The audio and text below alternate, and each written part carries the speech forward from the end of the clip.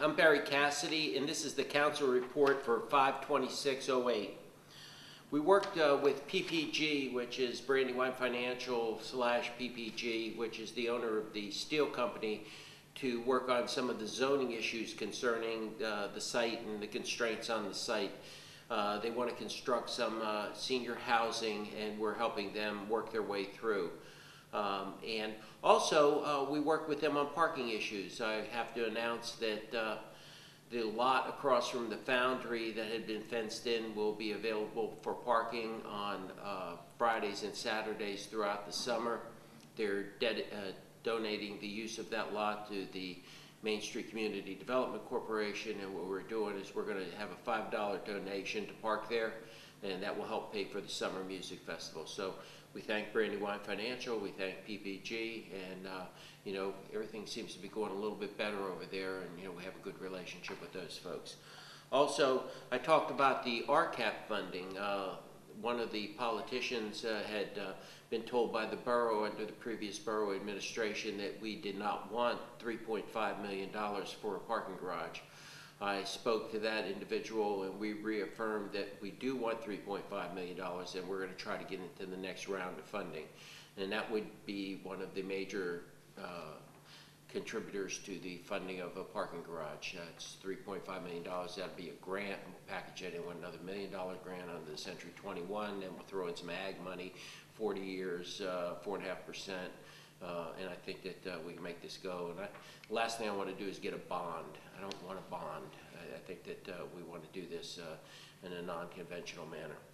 The Housing Authority, we did receive a letter from HUD. That'll be released soon, and they made a nice evaluation of the Housing Authority. Train project, we're working to define where the money was going to come from for the next phase of the study. I've been meeting with some people, and they've been meeting in turn with other people, and we're going to try to come up with that $250,000 that is necessary to continue the train. One of the things that we're looking at is the cost of building it privately versus the cost of building it by the government. If we use government funding, there's a plethora of issues that we have to deal with. If we use private funding, we may be able to buy it, build it, sell it to them, you know, and not go through a lot of the hocus pocus that is sometimes involved in transportation planning and funding. We bought a Ferris wheel to put into the downtown. The Ferris wheel was made in 1895 and was made by the Phoenix Steel Company. It's sitting in a yard, like a field in Tilton Falls. It was commissioned by George Ferris of Ferris wheel fame to the Phoenix Iron and Steel Company. And then, I believe that's what it was, the Iron and Steel Company. And then once it was fabricated, it went to Asbury Park, where it was there for like 100 years almost. What was good about it is I grew up in Woodbridge, New Jersey, and I remember going on that Ferris wheel. And it was a pretty neat Ferris wheel, I thought. You know, now I look at it as it's disassembled sitting in the yard, and I see the nature of the cages and stuff like that, and I have to wonder what my parents were thinking about letting me ride on that Ferris wheel. We're not going to use it as an active Ferris wheel, but what we're going to do is we're going to erect it as a static sculpture, and it'll be painted what we call 5010 blue.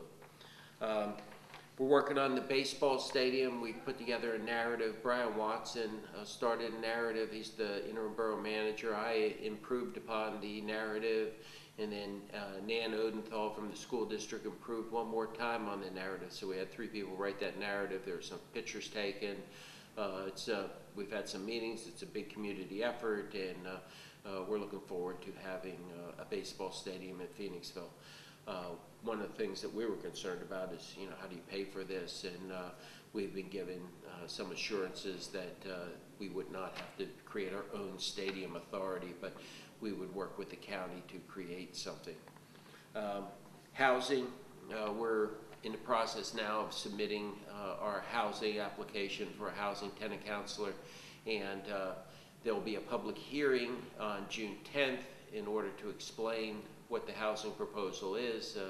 The housing proposal has gone to Planning Commission, and now it's headed off to Borough Council for approval and inclusion in the revitalization plan.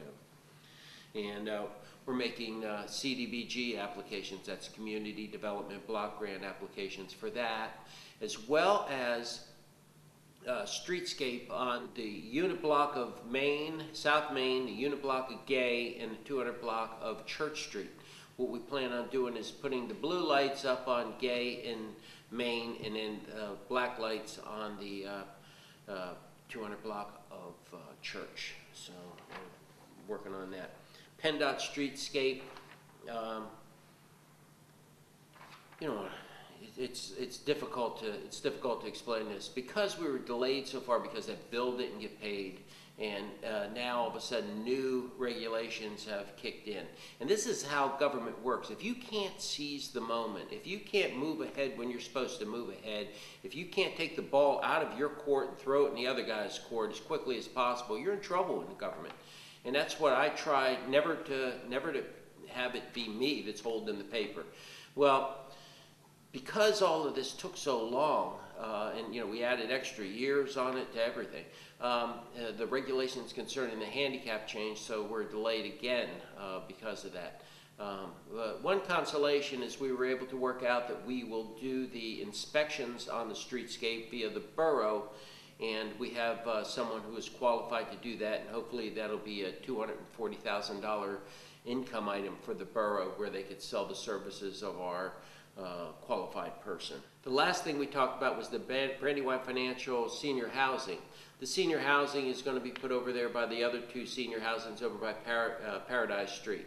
One of the issues concerning the senior housing was the fact that everybody had deferred their 2-bedroom units to the next phase of the development, and now we've got to the development's last phase, and there's 22 2-bedroom houses, 2-bedroom units that have to be put in, and no one's funding that. I mean, that's almost impossible to fund.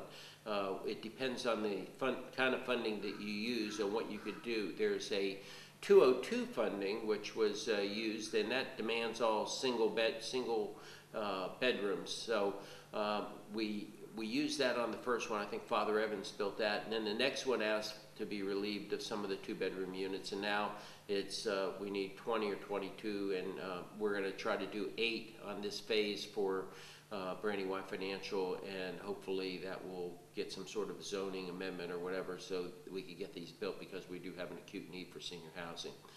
I'm Barry Cassidy, and that's my council report for 5/26/08. Thank you very much. See you next time.